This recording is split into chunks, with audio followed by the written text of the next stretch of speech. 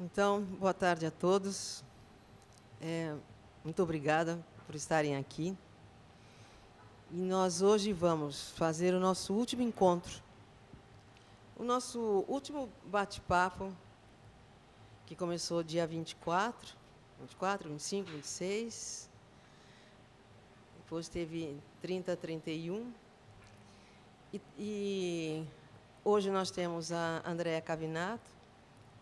E só fazendo uma retrospectiva dos que estiveram aqui antes, eu torno a reafirmar que foi muito importante, que foi brilhante as pessoas que estiveram aqui, o que elas falaram, e o que foi deixado para gerações futuras, dentro do teatro da educação, do teatro infantil, do teatro como um todo, do conhecimento de pessoas como Maria Clara Machado, Tatiana Belink. O Dib esteve aqui falando sobre a crítica, o ponto de vista dele foi muito importante. Nós tivemos também a Cibele Troiano falando sobre o Vladimir Capella. E hoje nós temos a Andréa Cavinato falando sobre o Willo Krug. Então, esses dias todos foi de puro conhecimento, foi de uma abertura total, de uma discussão muito aberta, muito interessante, muito bonita.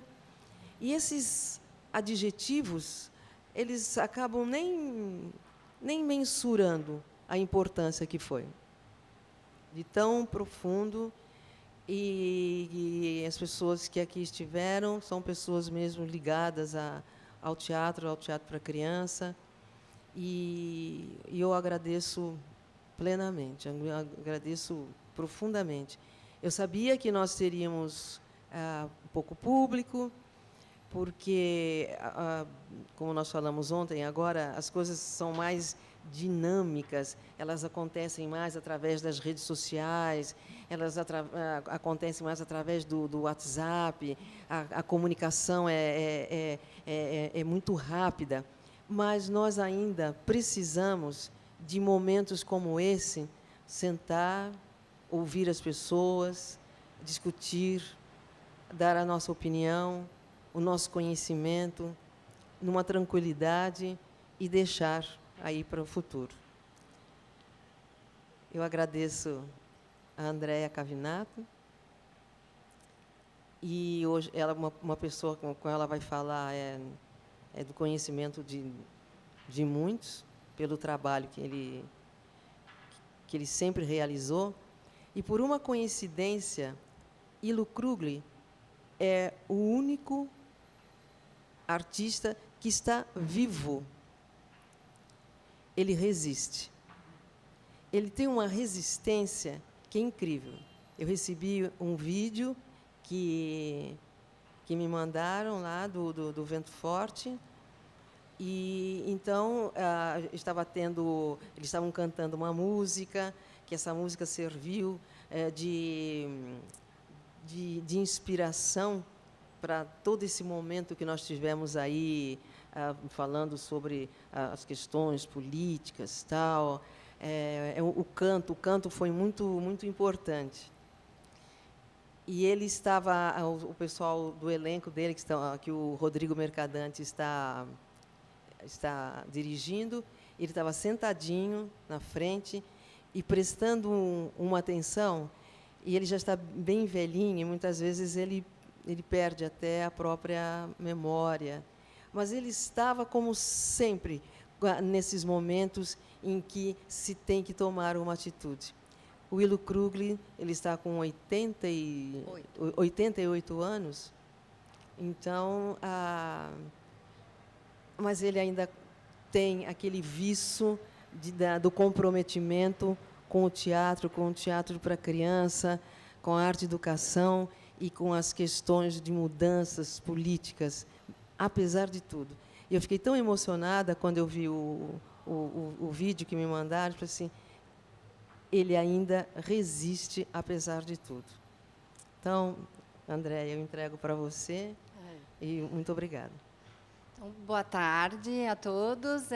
Quero só agradecer, primeiro, a oportunidade, o convite da Cibele, que lembrou de mim depois de tantos anos.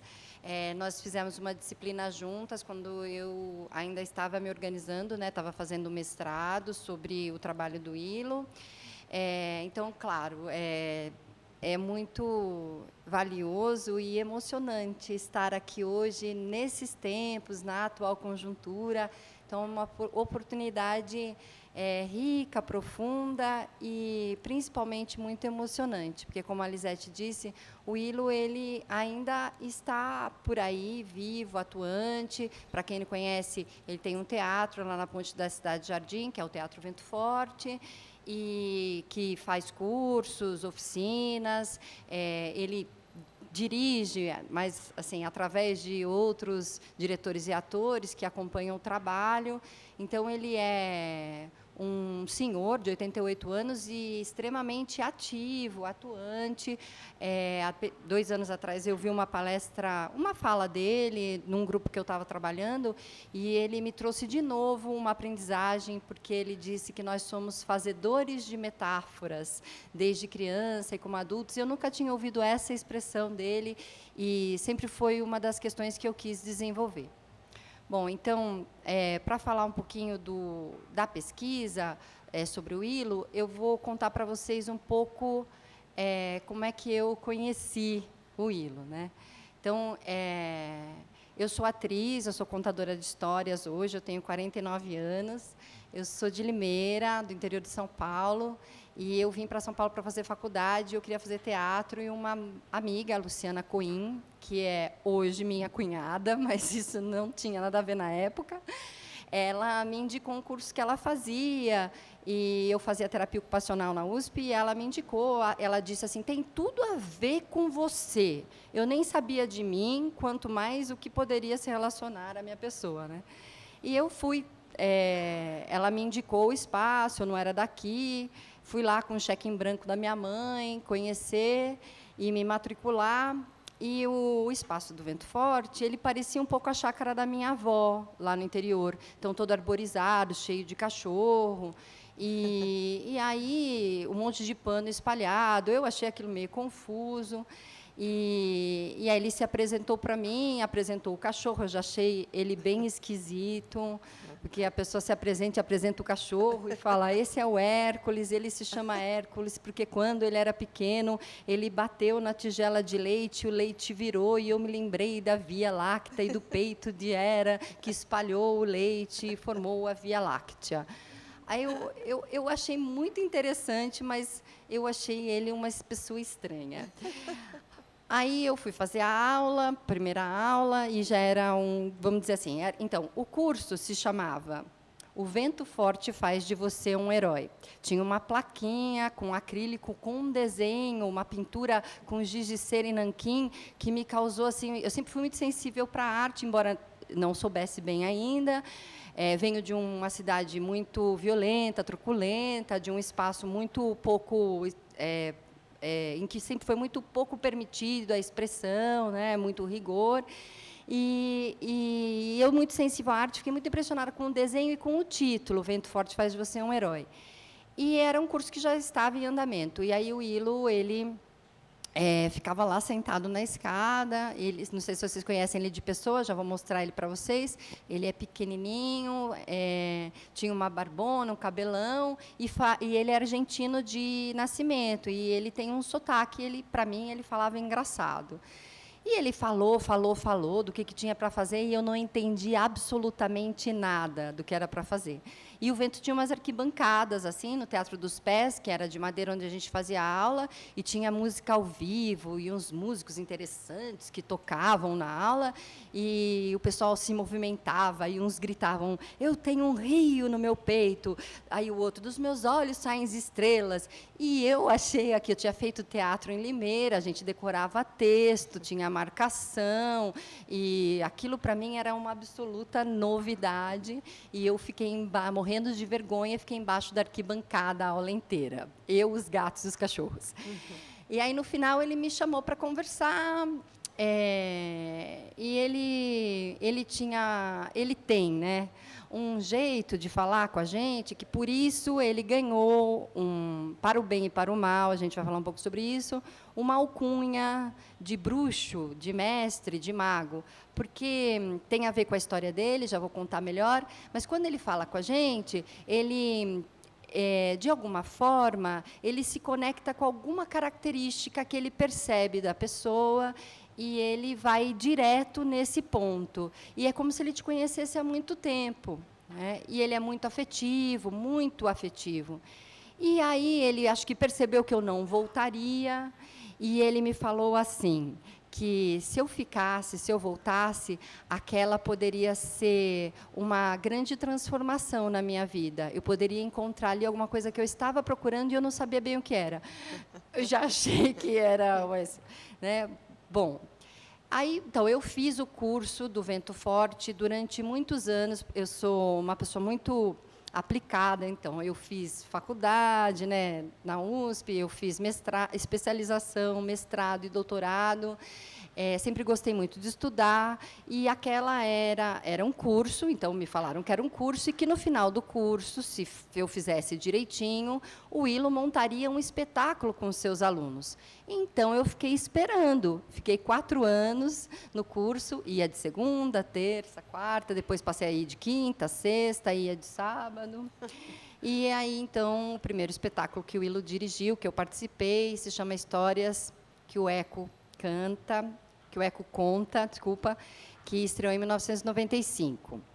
Então, com esse espetáculo, eu realmente, o Willo tinha toda a razão, eu nasci de novo, né, eu deixei de ser uma pessoa para ser outra pessoa, e isso me motivou a tentar entender o que é que ele faz com os seus aprendizes, e qual é também essa qualidade que permeia os espetáculos dele e que também toca crianças e adultos, né? Então, uma mesma qualidade que existe nos cursos, na formação que ele propõe, existe nos espetáculos para crianças e adultos.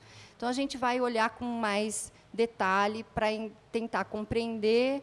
Assim, eu tive que fazer um recorte para a pesquisa. Então, assim, o Willo, ele tem uma produção muito grande pelo tempo de vida, né? Ele tem 88 anos. Ele viveu um período histórico na América Latina e também na Europa, e a história da ancestralidade dele também é de muita riqueza. Então, assim, falar do Willo é uma tarefa em que temos que sempre ser muito precisos no recorte que se faz para falar dele. Então, aqui hoje eu trouxe para vocês, para apresentar um pouco o Willo, para quem não conhece, para falar um pouco dessas características que fizeram dele uma referência no teatro para crianças e jovens, e uma referência para o teatro, porque aí também a gente pode falar um pouco dessa divisão, né, entre teatro para crianças e jovens e o teatro para adultos. Então, assim, o Willo, ele não vê divisão, ele diz que ele faz teatro para todas as idades.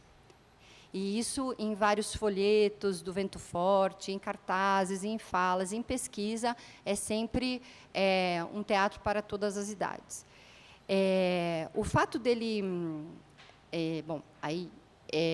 ser tão longevo e tão produtivo, também fez com que ele tivesse criado obras que são muito marcantes. Eu poderia falar de várias, mas eu escolhi falar sobre História de Lenços e Ventos, por uma questão da comemoração dos 70 anos do Teatro Infanto-Juvenil no Brasil, porque História de Lenços e Ventos é um espetáculo que é considerado, para a crítica especializada, então, ontem o Dibi falou aqui um pouco, embora o papel da crítica, hoje em dia, seja bem diferente, existiu um tempo no Brasil em que a crítica especializada para teatro, ela era muito importante, considerada, e tinha muito espaço em revistas e jornais. Verdade. Então, a gente está falando de Ana Maria Machado, que escrevia para o Jornal do Brasil. A gente está falando de Ian Minchalski, que escrevia também lá no Rio de Janeiro. Estamos falando de Clóvis Garcia, que depois foi perdendo espaço no jornal, nos jornais aqui de São Paulo. A própria Tatiana também fez muitas críticas. Isso, a Tatiana Belink. Então, quando a gente faz uma pesquisa sobre o espetáculo História de Lenços e Ventos, ele é considerado um marco, um divisor de águas no teatro para crianças e jovens, porque ele traz algumas características importantes.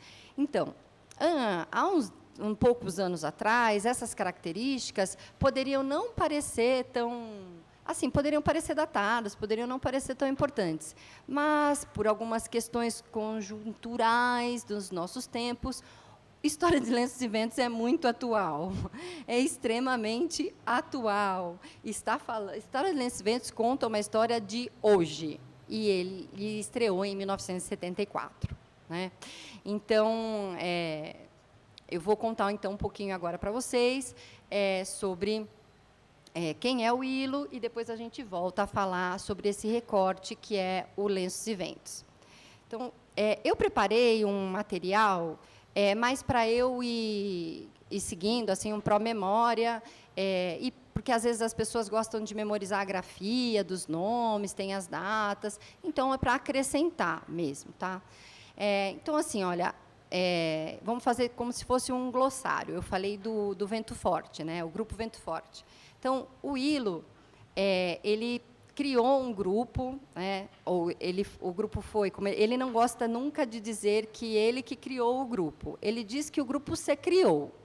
Por uma necessidade, o grupo se criou, lá no Rio de Janeiro. Ele já morava no Rio de Janeiro já fazia um tempo.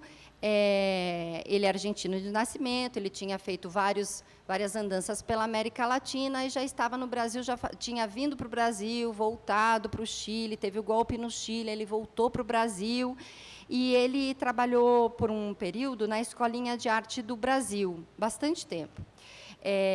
E lá na Escolinha de Arte do Brasil, ele teve encontros com ideias, pessoas que são fundamentais para a obra dele. E a gente também vai falar um pouquinho sobre essas pessoas.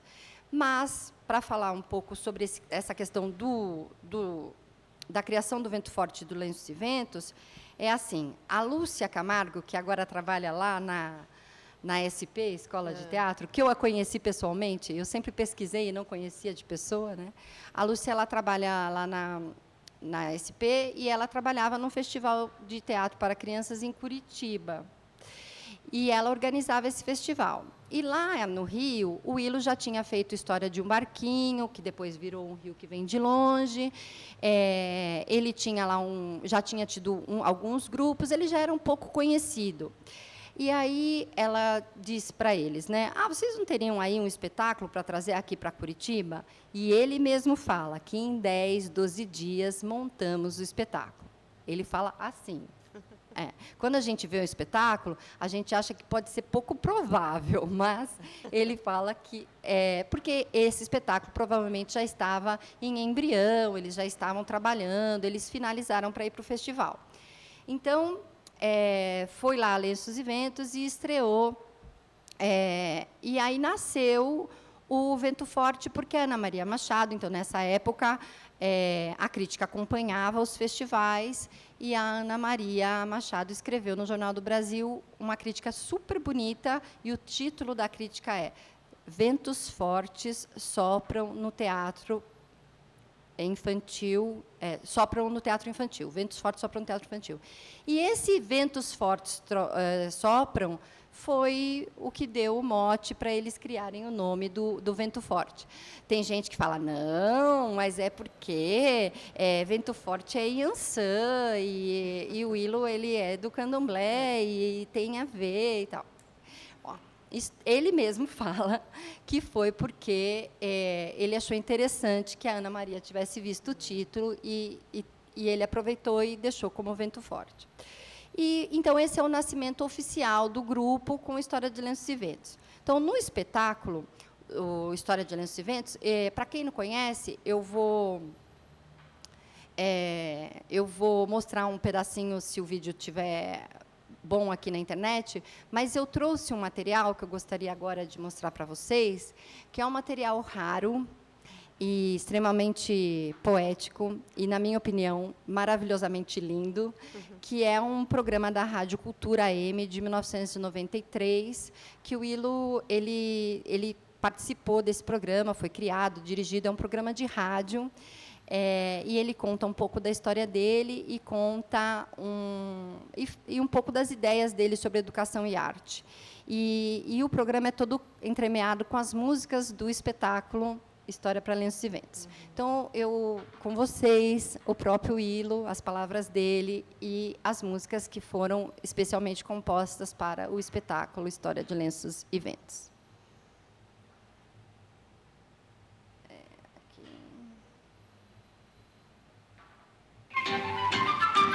Brincar realmente é um momento de liberdade, que às vezes a gente não tem no dia a dia, não é? Olha as asas! Vamos fazer um dragão de uma cabeça e umas asas lindas para voar. 10 asas, 15 asas, 30 asas, 200 asas. Chega, já é demais.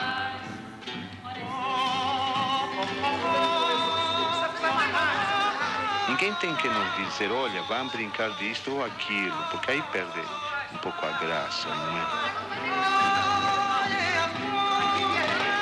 Vamos fazer um dragão de uma cabeça e um par de asas lindas para voar. 15 pontas. Que vem vamos dizer, na vontade, no sentimento, né? Vamos fazer um dragão de uma cabeça e um par de asas lindas para voar. 10 pontas, línguas de fogo. Chega, já é demais.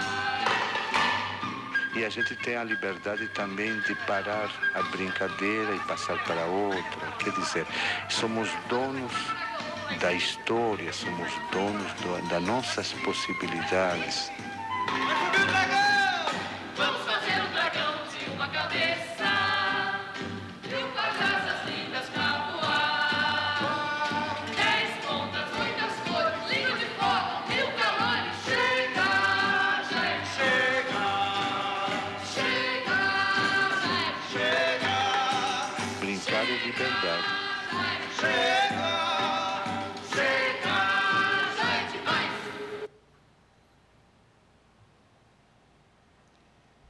A Cultura FM apresentou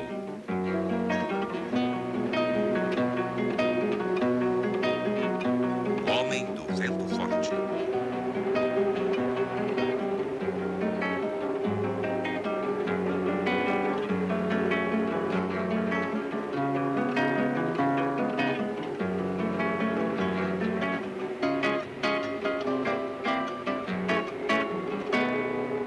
Com as músicas dos espetáculos. Então, a gente vai voltar nesse áudio algumas vezes. Ele tem várias músicas do História de Lenços e Ventos e tem essa ideia do Ilo sobre brincar. Então, por exemplo, para quem faz teatro, a gente chama de improvisação, ele não usa essa palavra exatamente. Ele sempre gosta do brincar, porque é inspirado na cultura popular. Então, assim, no espetáculo, no Lenços e Ventos, a história que é desenvolvida é de um lencinho azul, de espirro e de mágoa. O lencinho azul é a personagem principal, o nome dela é Azulzinha. Ela está brincando lá no quintal, aí dá um vento muito forte, e ela é carregada por esses ventos fortes e acaba prisioneira pelo rei Metal Mal dentro da cidade medieval, onde só entra metal, latão, tudo que tem referência a dinheiro. Bom, aí o espetáculo aconteceu em plena ditadura militar, né? E aí, todos juntos, os lenços do quintal e os atores do espetáculo, que ora se transformam em personagem, ora são narradores, eles se juntam para fazer esse dragão de muitas cabeças, com todos os ventos, o dragão de todos os lenços, e com os ventos eles vão enfrentar o Rei Metal Mal. Mas precisava de um herói nessa história, né? E o Willow, ele gosta muito dessa questão dos heróis. Ele, então, tem um herói que é um pedaço de jornal. E ele faz tudo à vista do público. Todos os objetos vão sendo construídos ali na vista do público, vai juntando os objetos e aparecem os bonecos que vão enfrentar o Rei Metal Mal, que, na verdade, é só uma sombra, não é um rei de verdade, é só uma sombra, o Rei Metal Mal. Isso me lembra alguma coisa. Bom, enfim. Aí eles conseguem libertar todos juntos a Azulzinha. E o espetáculo, então, ele é cheio de lenços, de tecidos, como se fosse, o pessoal chama sucata, o Willow detesta essa palavra, mas são objetos que eles vão ressignificando e transformando em cena como personagens. E é cheio de muita cor, né? Cheio de cor. É muita música, muita cor. Ele sempre gostou dessa utilização das cores. É uma coisa fantástica.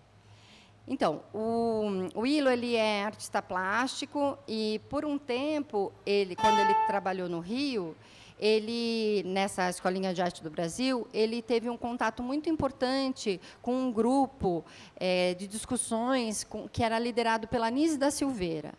Então, a Anísio da Silveira tem uma influência muito marcante sobre o trabalho do Willow, que ele já era artista plástico, e essa vivência como artista plástico vem para os espetáculos com uma força muito grande. Então, por quê? Ele trabalha por imagem. Então, essa questão da imagem eu desenvolvi no meu doutorado depois, do como isso acontece, de como que o Willow fez para chegar nesse caminho, porque esse caminho é um caminho extremamente original para a educação através da arte, que é um caminho através da imagem no teatro.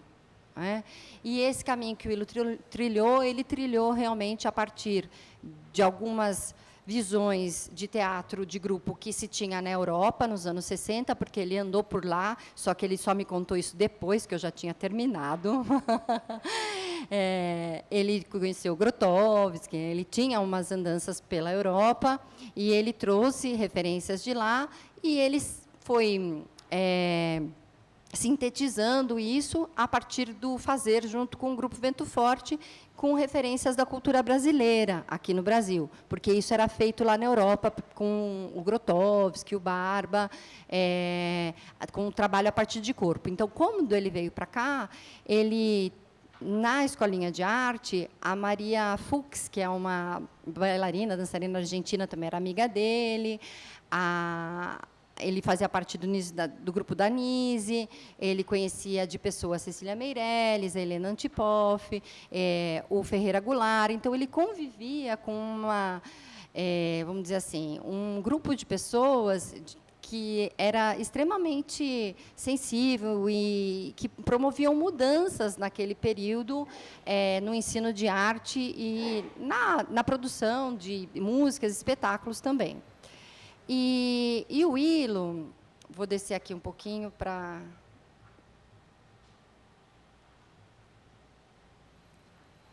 Então, para falar mais assim, o Willow, ele então nasceu lá em Buenos Aires, fez essas andanças pela América Latina, e ele é autodidata, ele não frequentou nenhuma universidade, ele se fez professor assim, é uma história bem bonita. Ele é de família judia e ele inaugurou uma escolinha quando ele tinha 17 anos, numa garagem, num espaço que ele chamou de Escolinha do Sétimo Dia. E ele gostava muito de pintura e de cerâmica, e ele misturava as artes e gostava muito de fazer bonecos. Desde criança, ele fazia bonecos. Então, ele montou, inspirado num bonequeiro argentino, que se chama Javier de Villafañe, a gente já vai falar dele também. Ele se inspirou e, junto com o Pedro Pedro, eu esqueci o sobrenome do Pedro, mas ele formou um grupo que circulou com teatro de bonecos pela América Latina, e assim ele chegou aqui no Brasil. Então, ele já tinha esse espetáculo, né, a História do Barquinho, que depois virou O Rio que Vem de Longe. Essa é uma foto de 1990. Não está? Ah, ela não está descendo. Ah, peraí. Só um minutinho.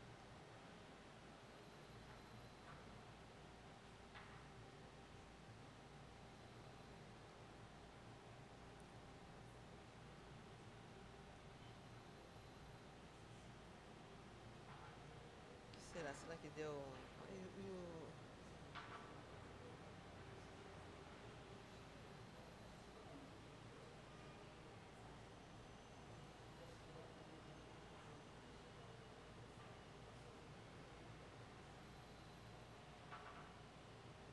Será que não tinha que pôr aqui?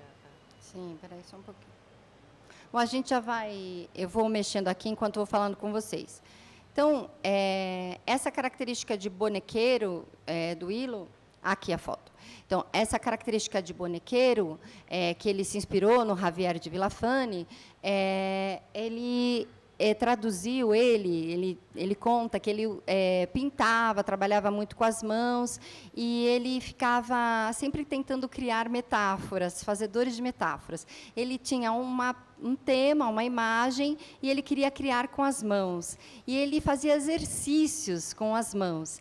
E, assim, ele criou... de um exercício para as mãos, O Rio que Vem de Longe, que é esse espetáculo, e essa foto é de 1992, que é do Gil Grossi. E aí, eu trouxe essa foto para mostrar para vocês uma das características do Willo, que é esse fazer artesanal, de fazer as vistas do público.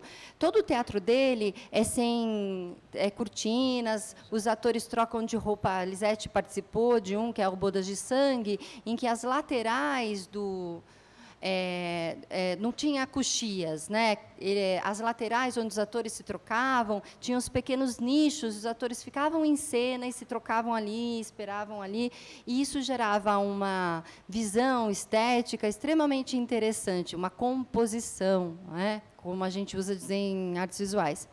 Então, o Willo ele tem essa questão visual, como artista plástico, que ele imprime isso para os espetáculos. Então, tinta, os objetos que vão sendo utilizados e vão criando imagem e fazendo aparecer os personagens. Então, ele está pintando à mão para fazer a aranha, que é uma personagem interessante que aparece na História do Barquinho. Vocês lembram da História do Barquinho? Quando vocês eram crianças, do disquinho que vendia na banca, e aí tinha Irupê, eu sou um rio. Lembram, não? Eu, quando era aqui, então, eu não sabia, mas eu já conhecia o Willo, e ele soube disso quando ele me viu.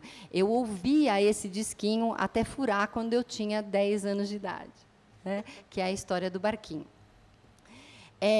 Bom, então... Eu, falando aqui um pouco sobre a história do Willo, ele é de família judia, ele nasceu em 1930. Então, assim, a família dele é polonesa, e isso tem uma marca muito importante na vida dele, né, na ancestralidade. Os pais vieram fugindo da guerra, iam trazer os avós, e a guerra estourou na Polônia, e eles não conseguiram trazer os avós.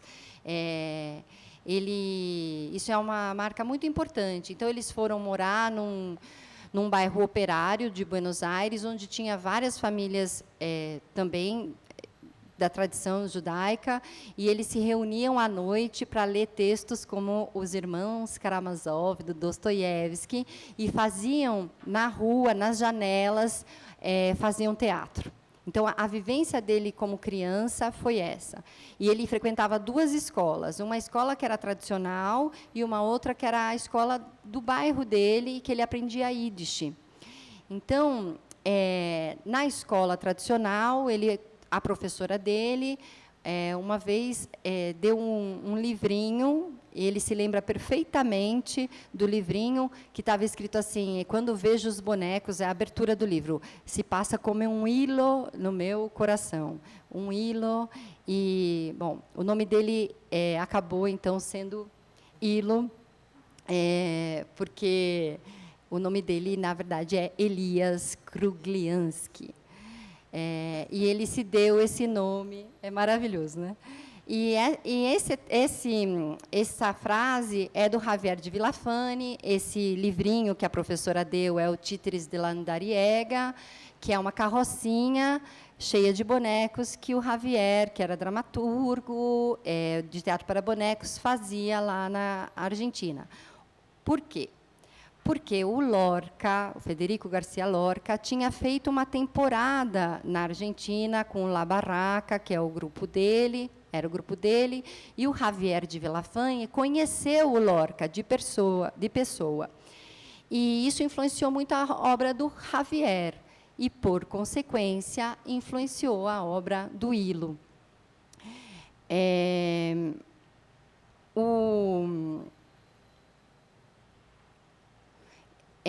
Então, assim, nesse espetáculo aqui, do Rio que Vem de Longe, tem uma letra que, para mim, ela é muito ela sintetiza, ela é metafórica do Hilo, do que ele é, do que ele representa. Eu usei bastante na minha pesquisa.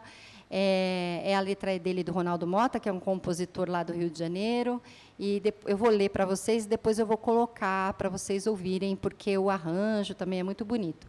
Então, eu sou um rio que nasce novo, que morre novo, que nasce louco e sonha trêmulo. Vira cometa de longa cauda na terra aberta, com fogo, água dos caminhantes, dos andarilhos na selva.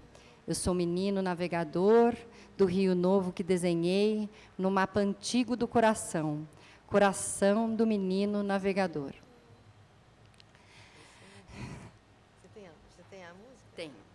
É linda a música, né? Uhum. Eu fiz algumas vezes esse espetáculo. Então, era sensacional. E a gente fazia assim, num despojamento total, ou seja, na rua, ou em clubes, e em alguns lá mesmo no Vento Forte. E eu já tenho uma idade enorme. Quando foi feita essa... 61. Esse daí acho que é de 66. Essa música eu acho que ela é de 68. 70, 78. 70, dos anos 70. E sempre que se canta, é bonita. Sempre que a letra, a música, é muito bonita. Vou colocar aqui para vocês de novo, então, o programa, né, O Homem do Vento Forte, da Rádio Cultura. E eu vou tentar achar aqui que eu não memorizei as faixas. Pra gente brincar na janela dos pobres, lele, na janela dos ricos, lá, tem bonecas e panos pra gente brincar, com cabeça de algodão e barriguinha de... Espera só um pouquinho. Navegando sem parar, pingo primeiro, reencontro Irupê. O rio que vem de longe.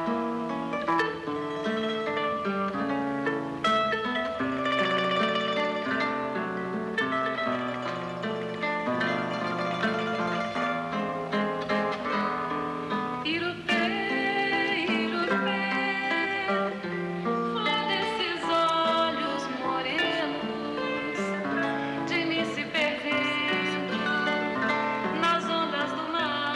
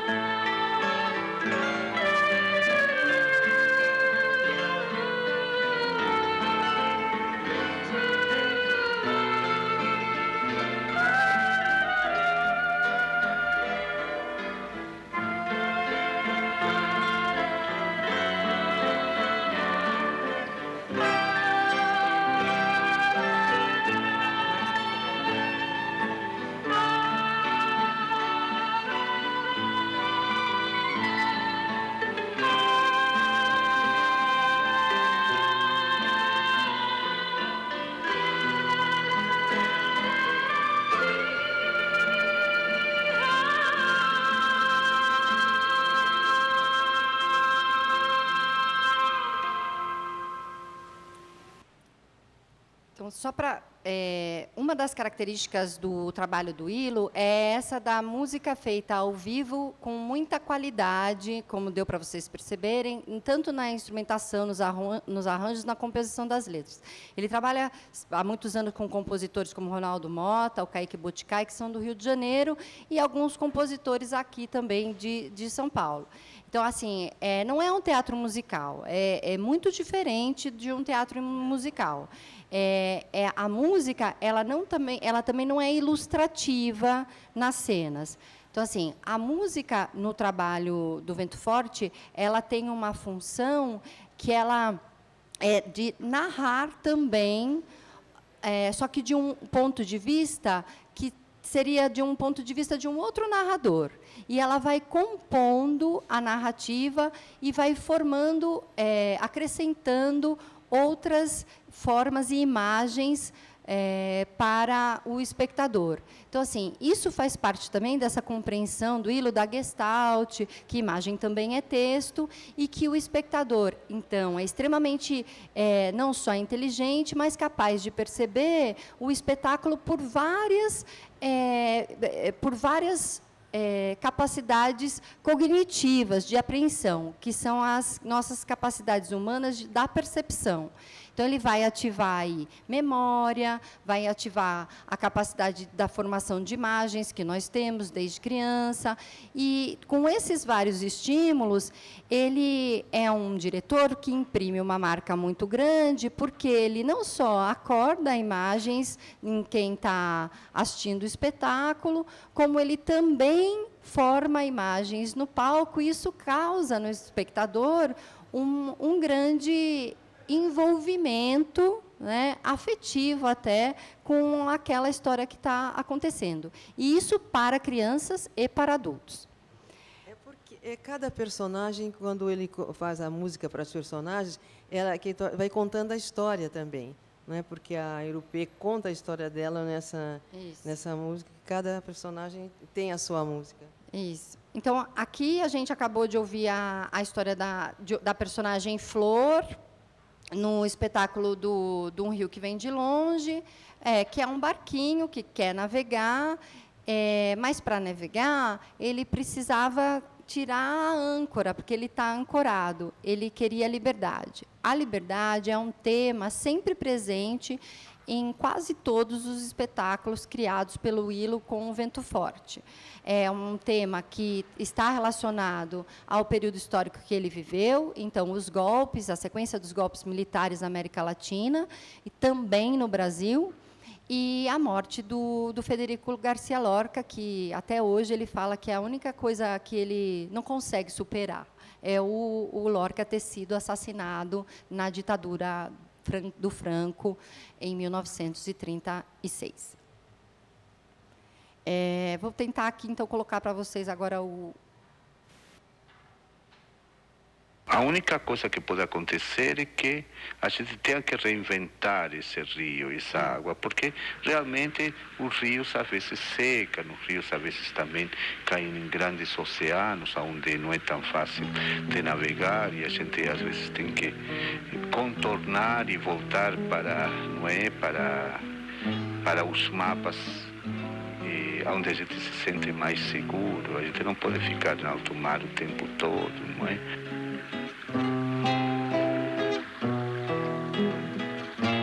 Então a gente precisa voltar para vamos dizer, para um rio, não é? Para um lugar mais delimitado, não tem? O oceano é enorme, não é? Então, para um lugar mais delimitado, onde a gente enxerga as margens do rio. A gente precisa ver as margens do rio, até para saber que tem possibilidade de se aproximar de pessoas, de aproximar-se de cidades diferentes, não é? Se sente mais protegido.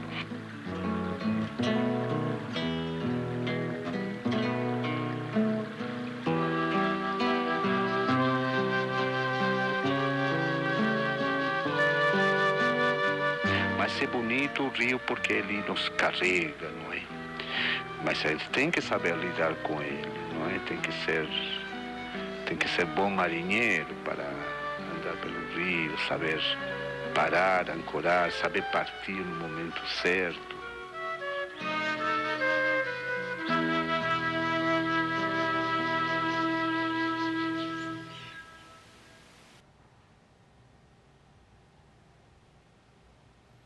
Brincar é liberdade. Então, vou voltar aqui um pouquinho nos slides.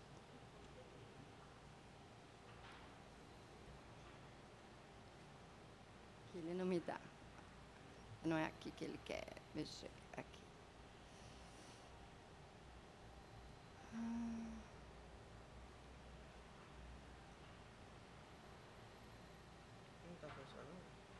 Às vezes ele dá uma chacoalhadinha.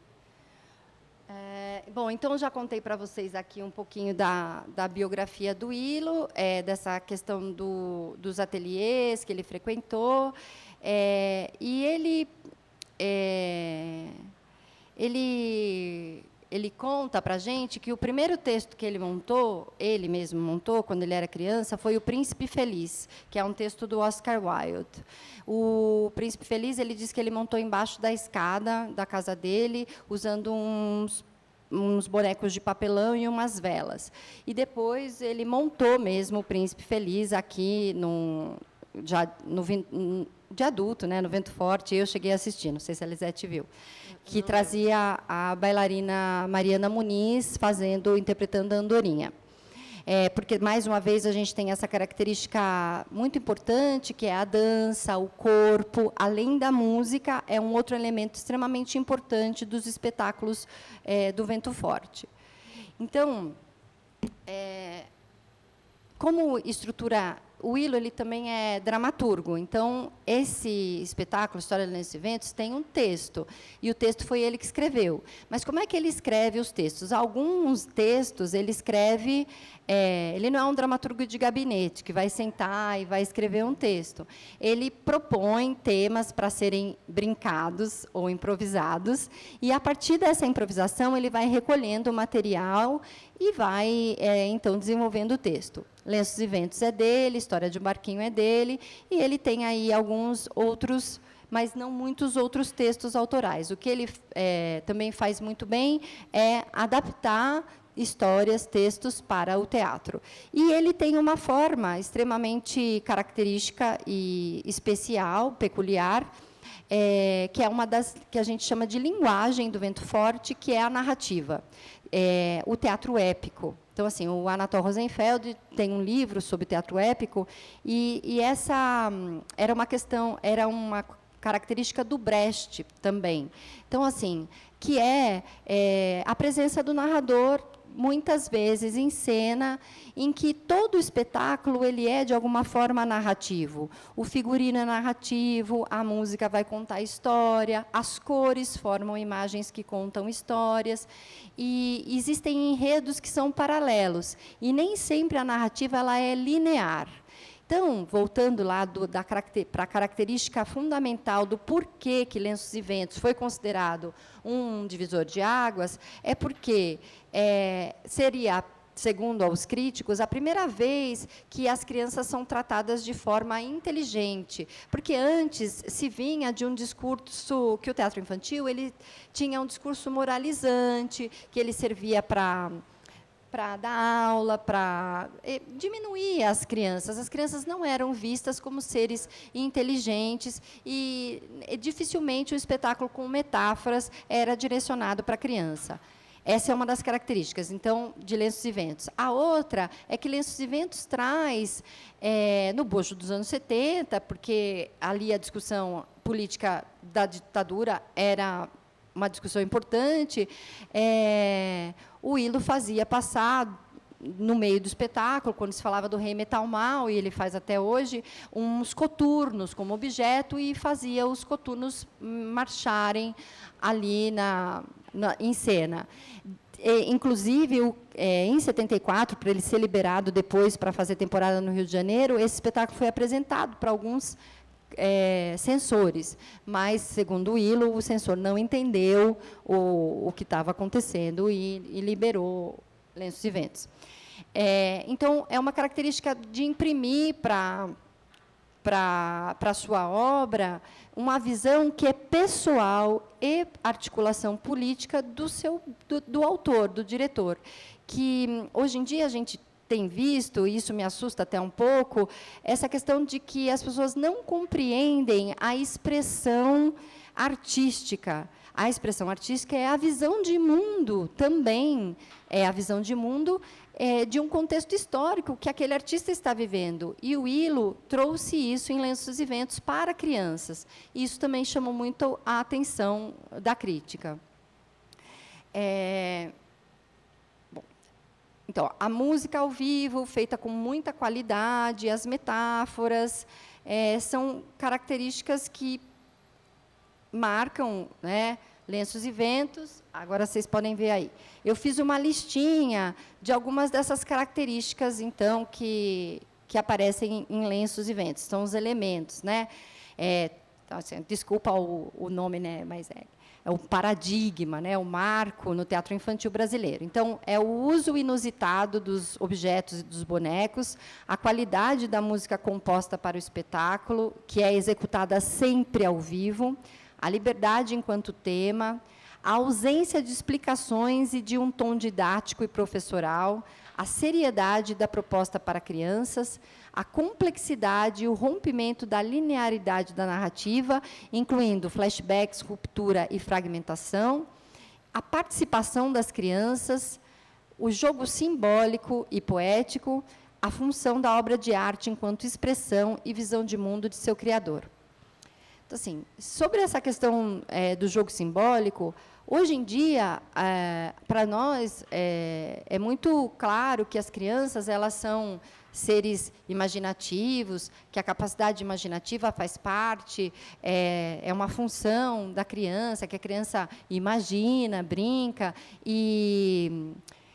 só que isso, nos anos 70, não era ainda uma ideia tão clara. Isso vinha vindo com alguns pensadores, isso vinha caminhando.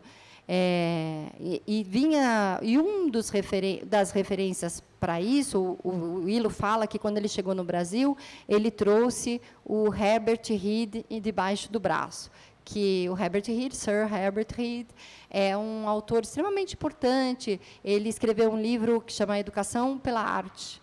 Ele escreveu em 1945. E esse livro foi muito importante para a proposta que o Ilo desenvolveu, tanto pedagógica quanto na prática artística dele.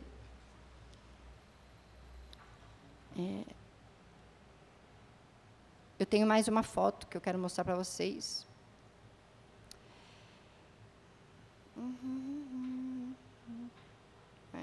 Não salta, não. Eu sou um rio que corre. Já falei para vocês, então, um pouquinho sobre o Javier de Villafañe, né, que é esse bonequeiro argentino. Ele esteve no Brasil algumas vezes. Se vocês se interessarem, o Javier de Villafañe ele ia muito para o sul, num festival que tinha lá em Gramado e Canela, um festival de teatro de bonecos. Ele veio várias vezes para o Brasil. Ele vinha e ele pedia para as crianças fazerem desenhos depois dos espetáculos dele, e fazia uma coleção de desenhos. Eles encontraram aqui no Brasil com o Herbert Reed, e o Herbert Reed chegou a ver essa coleção de desenhos. Coisa de gente que pesquisa, né, gente? Essas coisinhas que a gente fica... Bom, então, sobre o Lorca também já falei um pouquinho para vocês, da poética lorquiana, do quanto isso influencia fundamentalmente o trabalho do Ilo. E sobre o trabalho da Anísia da Silveira, não sei se vocês conhecem a Anísia, aí eu vou me deter um pouquinho aqui, porque acho que é extremamente importante a gente falar um pouquinho mais sobre ela. Tudo bem? A Anísia da Silveira, ela foi uma médica psiquiatra brasileira, e ela trabalhou num hospital que se chamava Engenho de Dentro. Ela era pernambucana, ela foi a única mulher da turma dela. Teve uma exposição agora aqui no Itaú Cultural, vocês viram?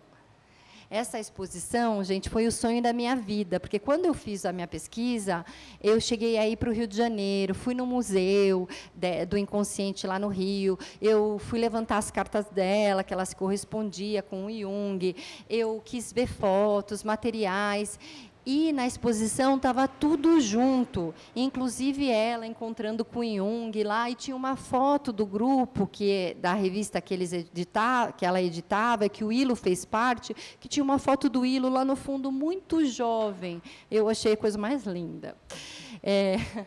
A Nise, ela é, então, no Brasil, uma das primeiras pessoas que vai dizer que existe uma vida psíquica ativa, latente, importante, naquelas pessoas que são ditas esquizofrênicas e loucas.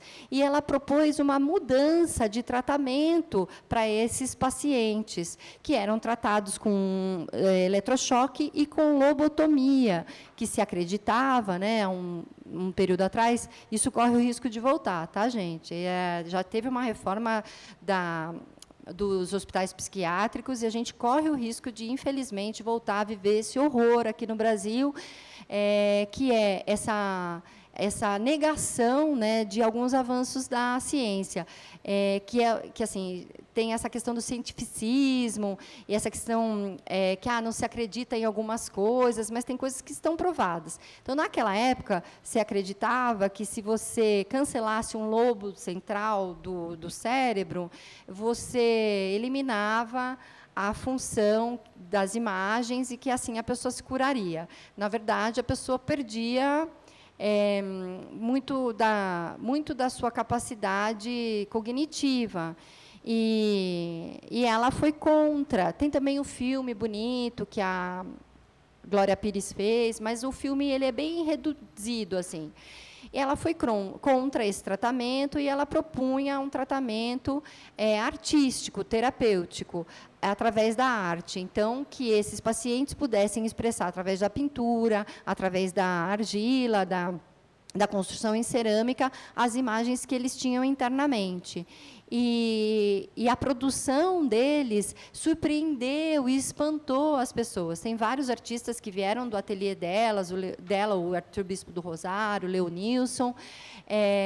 Essas exposições giraram o mundo. Ela tem vários livros, Emoção de Lidar, Imagens do Inconsciente. Ela se correspondeu por muito tempo com o próprio Jung, que é, então, um psicanalista. Para quem não tem muita familiaridade com o Jung, ele traz uma noção de inconsciente coletivo, ele traz uma leitura simbólica das imagens que todos nós, seres humanos, trazemos, arquetípicas, e essas leituras ele aprofunda como um repertório humano universal.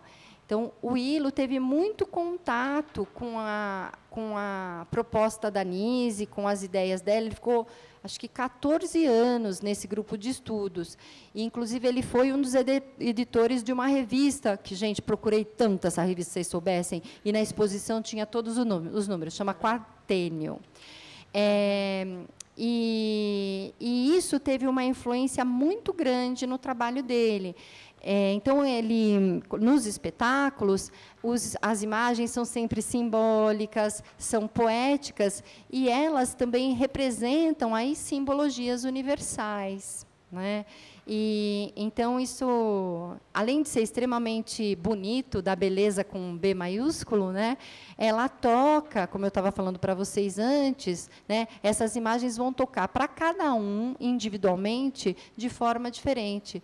Então, essa fruição da obra de arte, de uma obra do Ilo, ela toca para cada um em particular.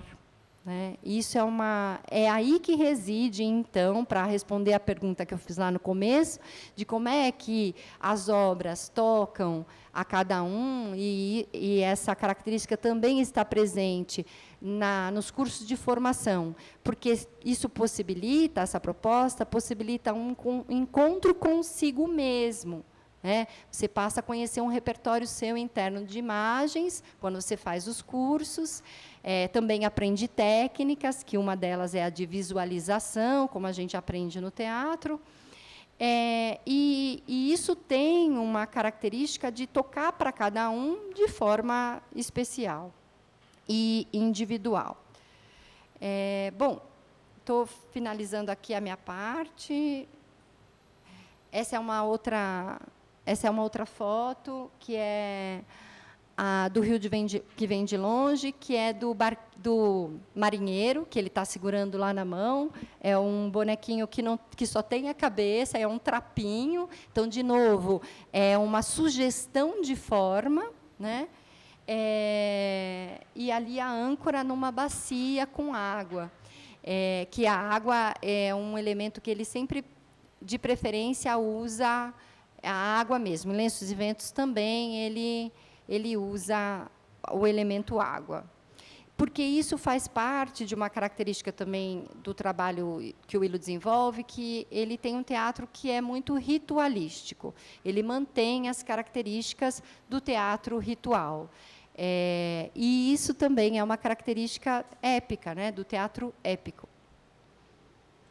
Eu trouxe uma bibliografia, gente, que assim não é essa a bibliografia exatamente que eu usei para desenvolver a minha pesquisa, mas eu penso assim, para quem quiser se aproximar, conhecer um pouco sobre o trabalho do Willo, é uma bibliografia que ela dá bastante referências, e, a partir delas, vocês podem encontrar outras. Então, aí tem os livros da Ana Maria Amaral sobre o teatro de bonecos no Brasil, tem uma crítica da Tatiana Belink, tem o Grupos Teatrais dos anos 70, da Silvia Fernandes, tem o livro da Ingrid Codella, que é minha colega, que é Os Jogos Teatrais. A Ingrid tem uma parte muito interessante sobre a questão do jogo simbólico.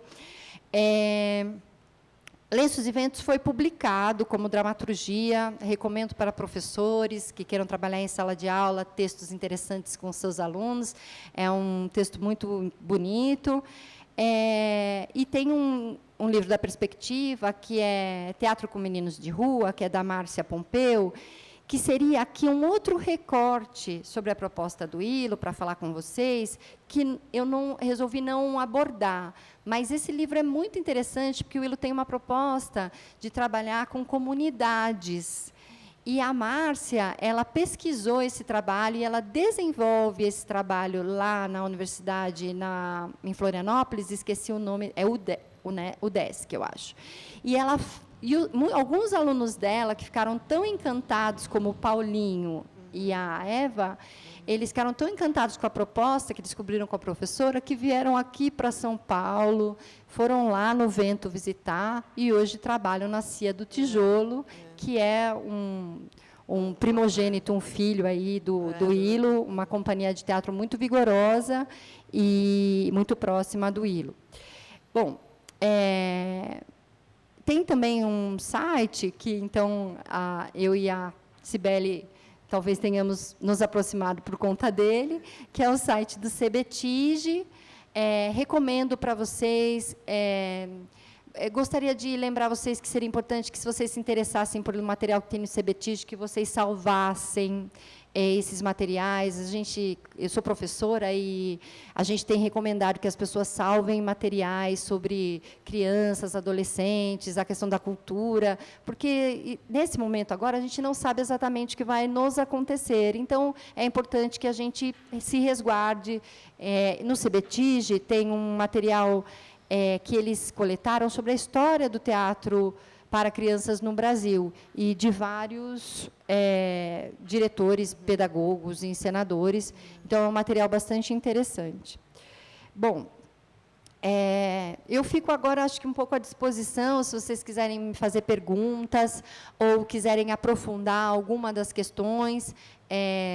No doutorado, essa é a minha pesquisa, um recorte bem sintético da minha pesquisa do mestrado, e no doutorado eu aprofundei essas outras questões que são sobre o imaginário, sobre a questão da percepção, e, enfim, fico à disposição se vocês quiserem conversar mais, me perguntar, e Lisete quiser acrescentar mais, e a gente ainda pode ouvir mais um pedacinho aqui do CD para fechar essa conversa. Tudo bem?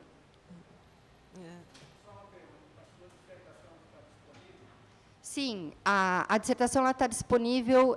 O nome da dissertação é o nome da palestra, que está aqui. Vocês podem ir lá dar uma olhada. No Google vocês encontram, que é...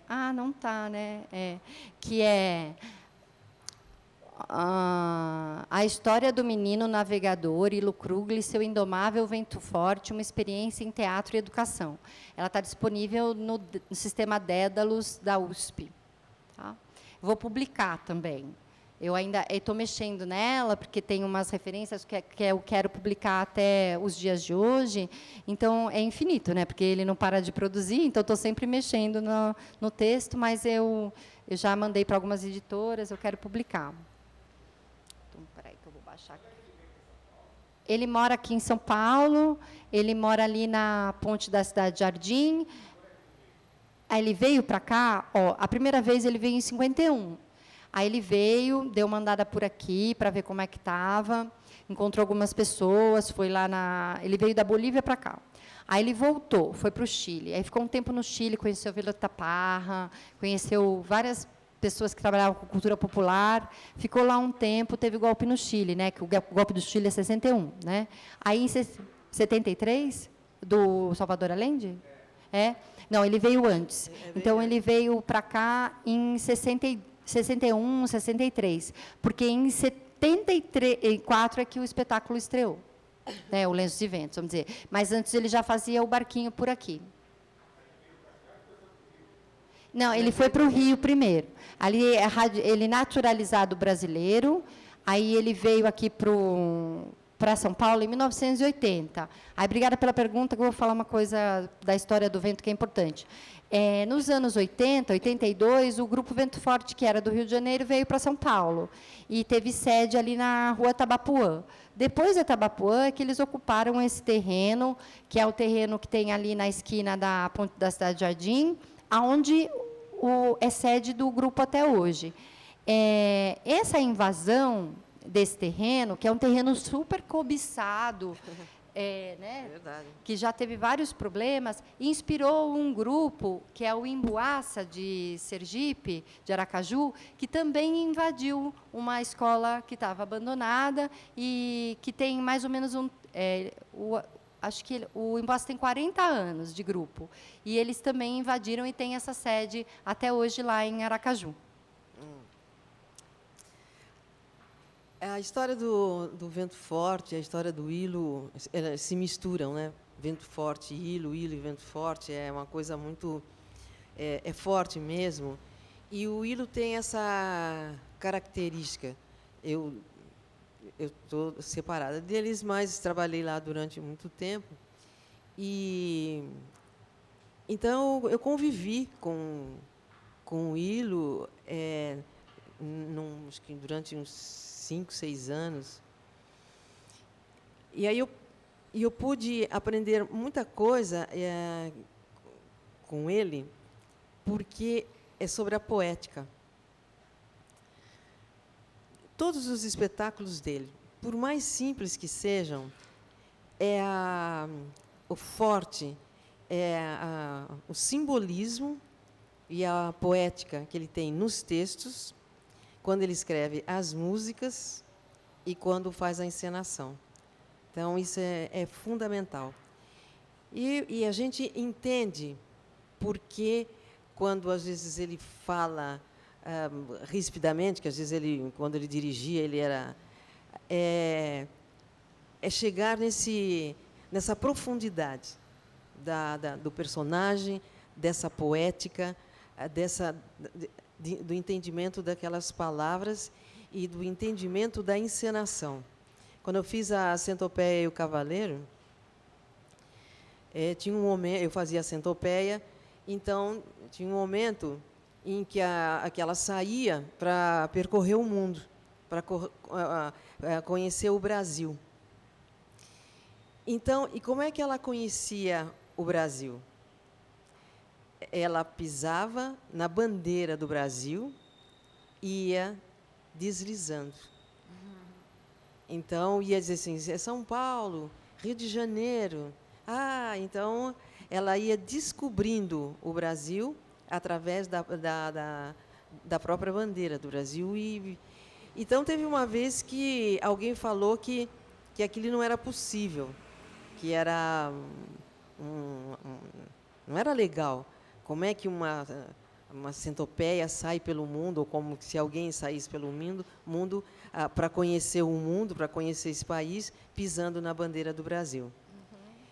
E aí ele deu a resposta, né? Diz que é viajando pelo Brasil que se conhece o país. E que ele não via nenhum desrespeito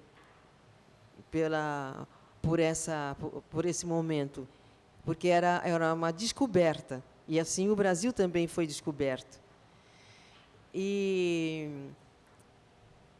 então sempre tem as questões do simbolismo, e esse simbolismo está muito arraigado no trabalho dele, e às vezes a gente percebe à medida que a gente vai assistindo ou à medida que a gente está dentro dos espetáculos, essa coisa forte de mostrar quem é o país, quem são os personagens. Tem uma visão política, uma crítica muito grande, mas ela é tão poética que a pessoa entende de uma outra forma, entende através da poesia, entende através do canto, através de toda a encenação. Ele é uma pessoa assim única. E então esse fato de nós estarmos falando dele, a gente sabe que ele ainda está reunindo todas as forças, com 88 anos, com todas as forças para continuar, para dar continuidade naquilo que ele acredita. E como ele tem essa força, as pessoas estão ao lado dele. O Rodrigo Mercadante é uma pessoa que está lá dirigindo os trabalhos, está dirigindo um trabalho agora que ele vai fazer sobre a negritude, vai ter esse embate, uma coisa que ele escreveu. Então, quando ele me convidou, eu já estava lá quando ele fez Bodas de Sangue. Então, Bodas de Sangue, do Garcia Lorca, é um tesouro, é um texto maravilhoso. E então, eu fazendo a mãe, né? Eu, negra, fazendo a mãe. O Dinho Lima Flor, nordestino, fazendo o filho. Tem todas essas características, tem todas essas ligações. E nós fomos para um festival na Europa, e foi uma repercussão muito grande, porque o vigor que tinha dentro desse espetáculo fazia com que na Itália eles ficaram um pouco de nariz torcido, mas quando nós fomos para Amsterdã, quando nós fizemos em Antuérpia, foi assim, nós fomos em várias cidades da Holanda, foi muito bem aceito, muito bem.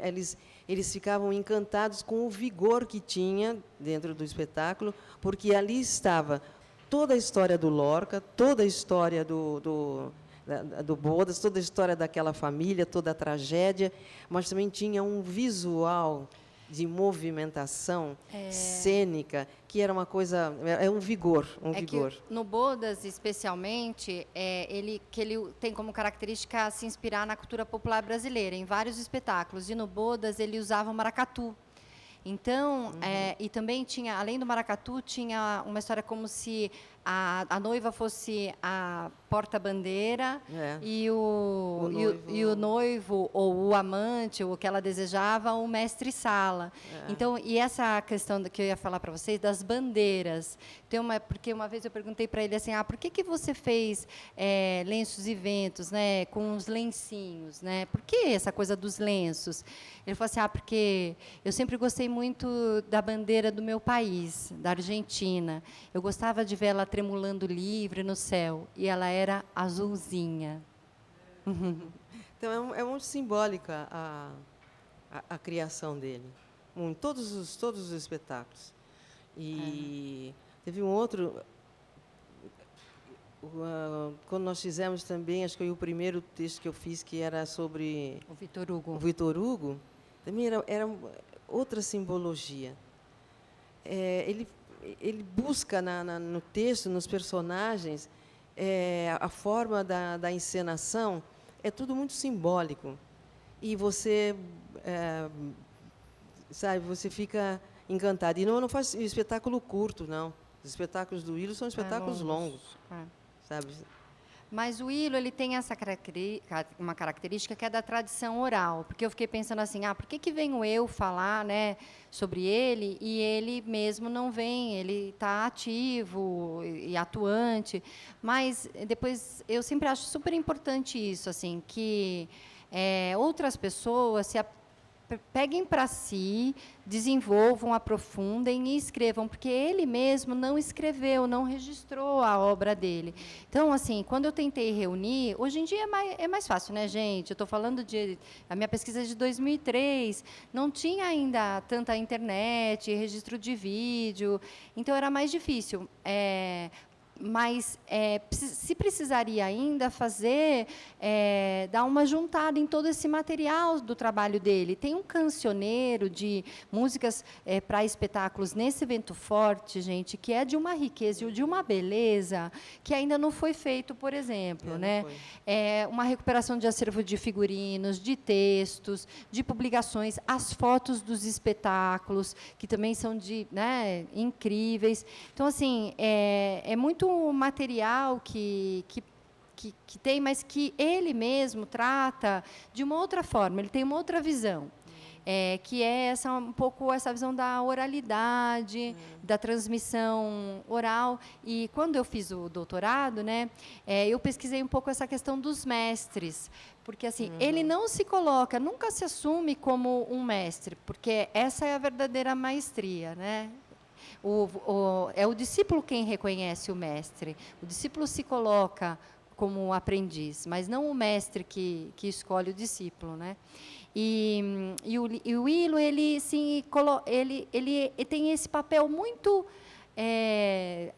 muito próprio, assim, de mestre mesmo, dessa antiga tradição dos mestres de passar os seus conhecimentos através do fazer e da oralidade. Né?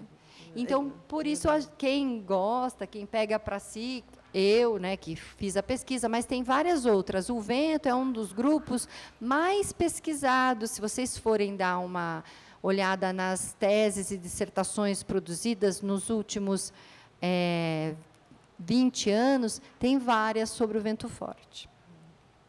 E ele, engraçado, se o mundo fosse bom, o dono morava nele, não é? Que era do Aruan. Então, ele fez a adaptação. Então, era o Suassuna, mas era o Willo. As duas coisas estavam ali.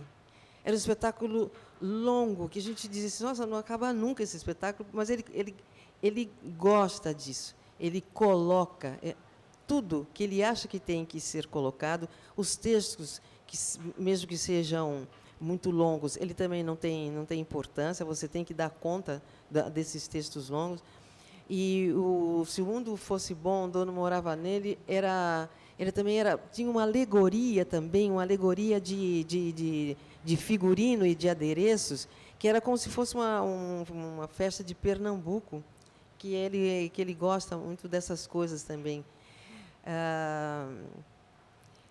Então, tinha o outro que também que eu fiz, que foi... que agora esqueci o nome. Qual foi o último? Nossa, que a minha cabeça está... Que eu fazia a governadora. Era o Labirinto de Januário? Acho que não era. Não era? Então, era assim, ele tinha sempre personagens assim que vêm ou no ridículo ou na afirmativa. É outra característica dele também, para poder marcar aquele momentos do espetáculo. Você pode dar muita risada, mas você vai sair pensando depois. Mas está ali para você ver, para você curtir, gosta, não gosta, mas sempre tem aquela picardia que é muito própria dele, né, nos espetáculos. Então, eu acho que... Vocês têm alguma pergunta? Eu gostaria que você... Eu levo... Sabe que a gente está gravando, mesmo que você fique... Mas ninguém vai te ver, é só para gravar, só a tua voz vai aparecer.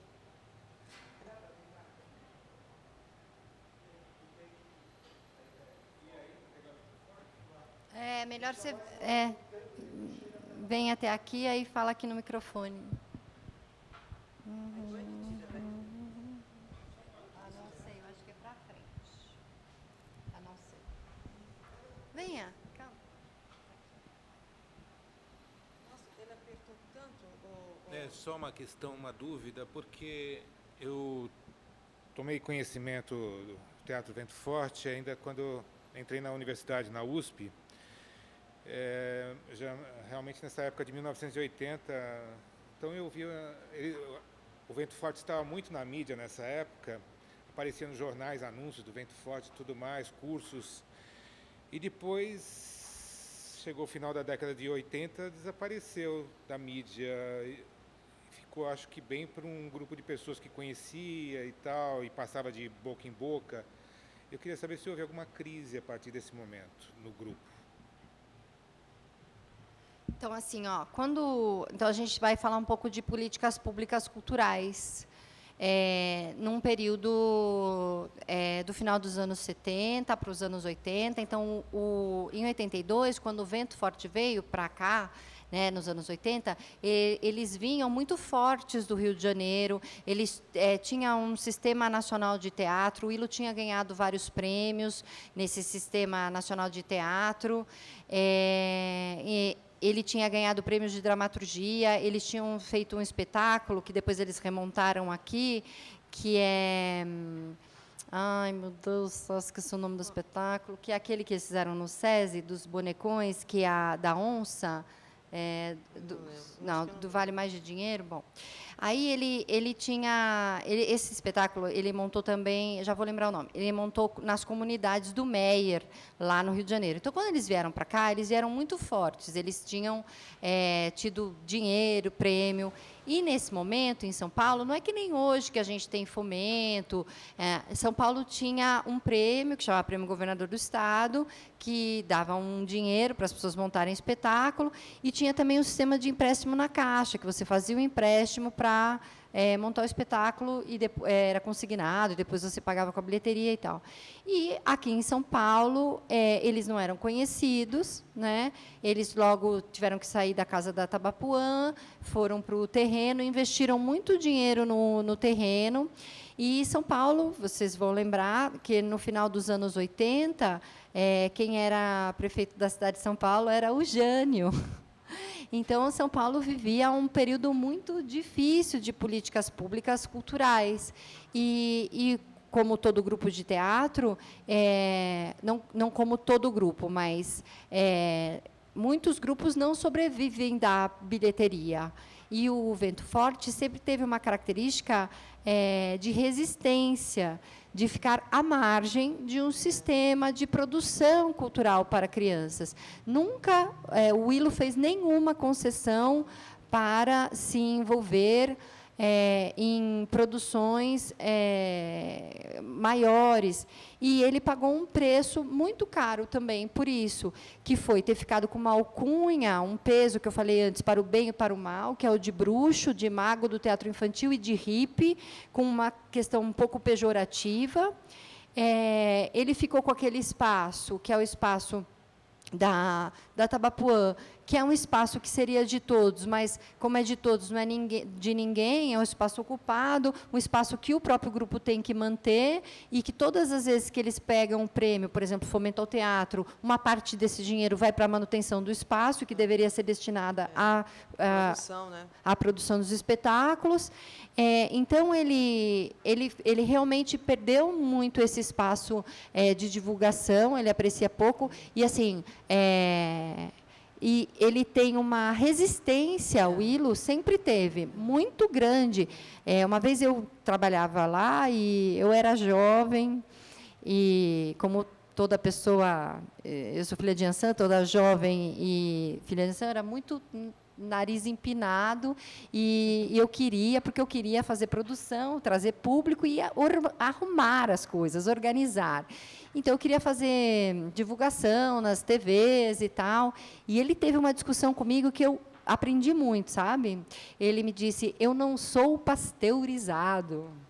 E você quer fazer de mim, eu sobrevivi até agora, e você quer fazer de mim um diretor pasteurizado, porque você quer me levar para fazer publicidade do espetáculo no SBT. Lá. Então, ele tem uma visão bem crítica, não faz concessões, e essa realidade que você trouxe, então, dos anos 80, 90, ela só começou a mudar a partir da Lei do Fomento para a cidade de São Paulo, em 2005, 2006.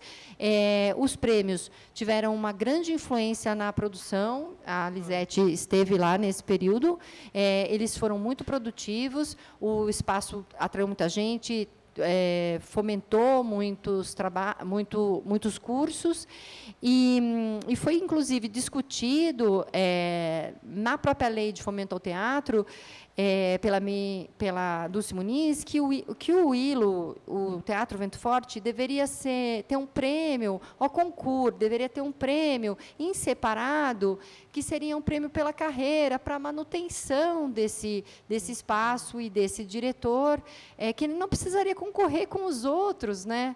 Porque, assim, vamos pensar, né? Pelo tempo de trabalho que ele tem, pela resistência, por tudo que ele já contribuiu. Por exemplo, quando a gente falam para ele, Ilo, o que a gente coloca de contrapartida no projeto? Ele, contrapartida? Porque, assim, a própria resistência, o próprio trabalho da vida dele já foi uma grande contrapartida. Gente, se a gente pensar, eu sou atriz, eu tenho um grupo, eu trabalho com teatro infantil, hoje mesmo tive espetáculo de manhã, e, assim, o que o Ilo trouxe para a gente é de uma riqueza, não tem medida que dê conta disso. Porque, assim, quando a gente vai nas escolas apresentar teatro, então, o meu grupo, claro, se inspira na tradição do Vento Forte, a gente também quer tratar as crianças como seres inteligentes, quer fazer produções com seriedade, mas as próprias escolas esperam para as crianças trabalhos menores, né? Menos sérios. E é sempre sempre as professoras, as diretoras, ficam surpreendidas com o trabalho. E agora, nesses tempos, a gente tem passado essa dificuldade, porque a gente trabalha com cultura afro-brasileira, e teve uma demonização muito grande da cultura afro-brasileira, e hoje, de manhã, as crianças chegaram a vaiar. Algumas crianças vaiaram, e tinha umas professoras também que estavam muito incomodadas com o tema do espetáculo. Então, assim, o Ilo, na época, quando ele inaugurou Lenços e Ventos, ele já rompeu com uma estrutura que existia, né, para teatro, e que agora ele abriu o caminho para muita gente, mas os caminhos voltam a se fechar. A gente tem que continuar neles, né? Essa resistência que a Andréa está falando é característica dele mesmo. É a resistência. Ele não admite nem mudar de lugar. Ele mora lá no Vento Forte, e muitas vezes várias pessoas chegaram assim: você não é melhor para você morar num apartamento, assim você ficaria melhor? Não, esse é o estilo de vida dele. Ele sempre teve esse estilo de vida, que na época era hippie, depois não é mais, mas ele conserva isso, é dele. Então, lá o espaço que é no Parque do Povo, né? Você tem 2, 3 teatros, agora um diminuiu, mas sempre as coisas estiveram assim. Enquanto nós queremos que aquilo fique assim estabelecido neste lugar, ajeitadinho, arrumadinho, para receber todo muito bem, para ele não se importa com isso. Ele quer que as pessoas cheguem lá e vejam que é aquilo, que o teatro, para ele, é aquela simplicidade, pode ter até uma goteira, pode ter até alguma coisa. Sempre tem cachorro lá. Os cachorros passando no meio do espetáculo. Passa no espetáculo. E quando termina, mas como é que... passou... Tinha uns nomes engraçados lá. Ele falou assim, mas ela é uma belezinha. Mas ela é uma belezinha. É Estrela, A Estrela. Tomé. Mas ela não é linda? Ela é linda, ela é linda. Então, isso faz parte da vida dele, ele não abre a mão. Isso. Eu É um acredito que estilo que tem a ver com toda essa ancestralidade dele, que tem a ver com toda a vivência dele, daquilo que ele caracteriza como mais importante. Então, assim, ele não as aparências, ele é da profundidade, ele fala da afetividade, do encontro, do olho no olho, do comer junto. Tem um outro espetáculo que é um que eu adoro, que chama As Quatro Chaves. Então, eu também, assim, eu não tenho todo esse material e um dia eu gostaria de reunir esse material. Tem um vídeo lindo desse espetáculo, As Quatro Chaves, quando ele foi feito em Cuba, numa escola cubana. E aí, As Quatro Chaves, ela tem uma outra característica do trabalho do Ilo, que é essa cara de espetáculo evento, cara de oficina, que as crianças participam e fazem os elementos que vão fazer parte do espetáculo. E nesse espetáculo, porque o Ilo valoriza muito também essa questão do comunitário, de dividir, então partilhar, né? Partilhar o pão. Então, o pai dele era ateu e comunista. Então, ele conta uma história do pai dele, o Jaime, que eu acho linda. É difícil a história que eu não acho linda, né? Mas essa me tocava muito profundamente, que ele dizia que o pai dele fazia assim, né? Deus está aqui, nas minhas mãos. Deus é o trabalho. Esse é o meu Deus. Então... É bonita essa história. Então, essa característica nas Quatro Chaves é assim, tem uma massa, logo que as crianças chegam, uma massinha de pão, que é distribuída para todo mundo. Eles falam assim, nós vamos fazer, a primeira coisa, a gente vai fazer um pão juntos. Aí, todo mundo amassa lá o pãozinho e, agora eu vou colocar no forno. Uma atriz vai e fala que coloca no forno. E chega lá uma hora do espetáculo, o espetáculo está acabando, que dá um cheirinho de pão, assim, no espetáculo, e eles aparecem com um pão quentinho. Olha, gente, ficou pronto. E eu, que já era adulta, fui enganada. Eu achei que tinha sido feito mesmo. Então, esse fazer junto, fazer artesanal, fazer coletivo. Nas Quatro Chaves, são divididos 3, 4 grupos, e as crianças fazem o coração do gigante, outro grupo faz. outra coisa. E, na época que a Erundina, então, depois do Jânio, que é quando começa a retomada das políticas públicas culturais em São Paulo, a Erundina, imagina, o Paulo Freire foi secretário da Educação, e a primeira coisa que o Paulo Freire fez assim, o Paulo Freire criou uns projetos de trabalho com arte nas periferias, no centro, na Baixada do Glicério, na Varda do Glicério. Não sei se vocês lembram como aquilo era, né, cheio de gente que morava na rua e tal. E o Vento Forte, naquela época, tinha um grupo muito grande e coeso, de gente que tinha permanecido muito tempo no grupo, o que é muito difícil quando você não tem de salário para as pessoas, né? Então, esse grupo ficou bastante tempo. E eles eram também educadores. E eles fizeram um trabalho que é um trabalho super interessante, que depois virou uma publicação, que vocês podem procurar. Era a secretaria, que chamava, naquela época, a Secretaria do Menor, e tem várias publicações sobre esse trabalho que foi desenvolvido pelo Vento Forte na Baixada do Glicério. E no Mutirão, no Mutirão, São Francisco, era uma invasão de um bairro, e lá também eles fizeram esse trabalho, na prefeitura da Luísa Erundina. Então, eu acho que ficou muito claro quem é o Ilo Krugli, o que é o Vento Forte, e a gente fala que Ilo Krugli e Vento Forte é a mesma coisa. Eles estão preparando um novo trabalho lá, um texto dele, que talvez, acho que vai sair esse ano ou ano que vem. Então, eu acho que nós conseguimos fechar brilhantemente, né, os nossos 5 encontros falando sobre o Ilo Krug, que não poderia deixar de ser. E eu acho que valeu. Valeu por muita coisa. E aí a gente vê que a memória da gente está falhando também, porque precisa estar em dia com as coisas, mas isso faz parte também do esquecimento. E eu agradeço a Andréia, agradeço a presença de vocês. Obrigada, gente, por Tá terem ficado até chovendo. o final. Se o Ilo estivesse aqui, ele dizia assim, sim, é muito bom isso, é muito bom. É bom sinal. Então, muito obrigada mesmo. E até uma próxima, se Deus quiser. Agradeço.